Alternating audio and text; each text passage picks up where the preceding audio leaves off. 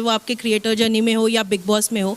पर कहीं ना कहीं लगता है कि ये आप लोग सिर्फ सेंशलाइज करने के लिए करते हो, क्योंकि पायल अब जाकर ये वीडियो बना रही है कि वो आपको डिवोर्स देना चाहती है और कृतिका ने उनके इनोसेंस का फ़ायदा उठाया है। तो आपको लगता है ये सिर्फ आईबॉल्स के लिए आपका ये रिलेशनशिप, रियल में आप तीनों इतने स्ट्रांग नहीं है जितना आप पोर्ट्रे करते हैं? तो मुझे लगता है इससे अच्छा तो ना मुझे भगवान के पास जाना पड़ेगा। बिग बॉस रियलिटी शो है, यहाँ पर आप कुछ भी नकली नहीं कर सकते। इतने कैमरा है यहाँ पे, मेरा गुस्सा निकलता है, मेरी गालियाँ निकलती है, मेरा धक्का निकलता है, हर चीज़ निकलती है, तो आप ये चीज़ नकली कैसे कर सकते हो?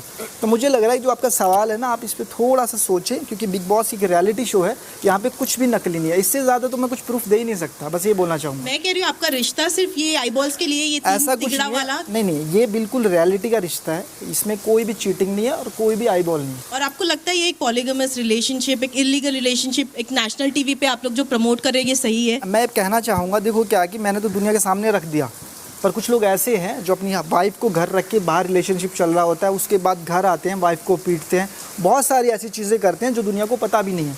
पर मेरे में हिम्मत थी, मैं सामने लेके आया हूँ और उस चीज़ को मेरी वाइफ ये भी एक्सेप्ट करती है, पायल भी करती है। उसके बाद दुनिया क्या सोचे मुझे फ़र्क नहीं पड़ता। हेलो, मेरा नाम पूजा नवाते है, मैं फिल्मी ज्ञान से हूँ। मेरा सवाल अरमान और कृतिका के लिए है। जी, आपने हर बार अपनी चीटिंग को जस्टिफाई काफ़ी अच्छे से किया है। 7 दिन में आपको प्यार भी हो गया। कृतिका, जब विशाल ने कमेंट पास किया आपको काफ़ी गुस्सा आया। अरमान, आपने तो थप्पड़ मार दिया। जी। लेकिन जब खुद की बीवी है, जब वो शादीशुदा है और आपको 7 दिन में प्यार हो रहा है, तो किस तरीके का आप इन्फ्लुएंस सेट कर रहे हो ऐसे बड़े रियलिटी शो पर आकर? और आपके पास खुद का मुद्दा नहीं होता है कृतिका, कि हर बार आप वेट करते हो कि अरमान आपके लिए मुद्दा ढूंढ के लाए?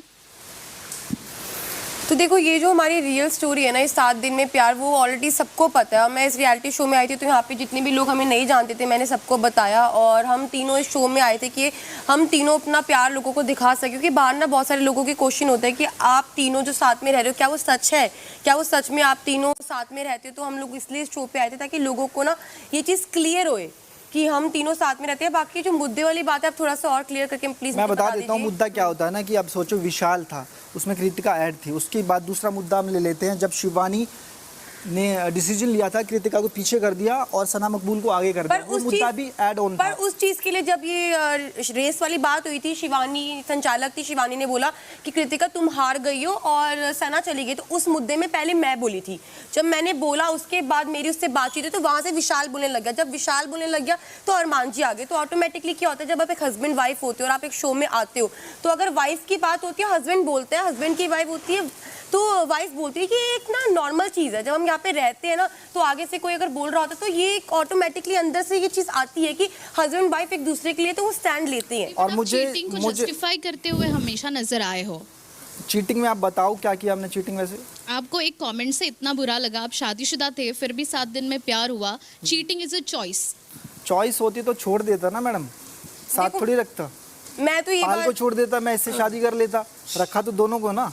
तो हर चीज़ ना अलग अलग होती है।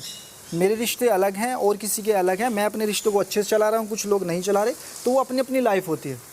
तो मेरा कहने का मतलब ये है, अगर ऐसा होता तो मैं पायल को छोड़ देता, इसको रखता, पर मैंने दोनों को रखा और दोनों को इज्जत दी, और आज जो भी कुछ कर रहा हूँ इन्हीं के लिए कर रहा हूँ। मैं सरिता फीफा फूस से। अरमान, आप लोगों को नैतिकता का पाठ पढ़ाते हैं। आपने कहा कि हम जिस थाली में खाते हैं उसमें छेद नहीं करते, फलाना ढिमाका। विशाल को आपने बहुत कुछ कहा, जी। मगर नैतिकता का पाठ आप ना ही पढ़ाएं तो बेहतर है। एक बीवी के रहते हुए आप उस बीवी की बहन जैसी दोस्त को उसने बुलाया, आपने उससे शादी कर ली, आप जवाब दे चुके हैं। पर सिर्फ ये शब्द मैं आपको बताना चाहती थी, आप कितने भी मीठे शब्द बोल दे, ये गलत है कि आपने एक बीवी के रहते हुए दूसरी लड़की से शादी करके आप जस्टिफाई करते हैं उसको, बार बार जस्टिफाई करते हैं कि सही है मैंने रखा, मैंने ये नहीं किया, ये गलत है। आप इसका जवाब दे चुके हैं, सिर्फ ये शब्द मैं आपसे कहना चाहती थी।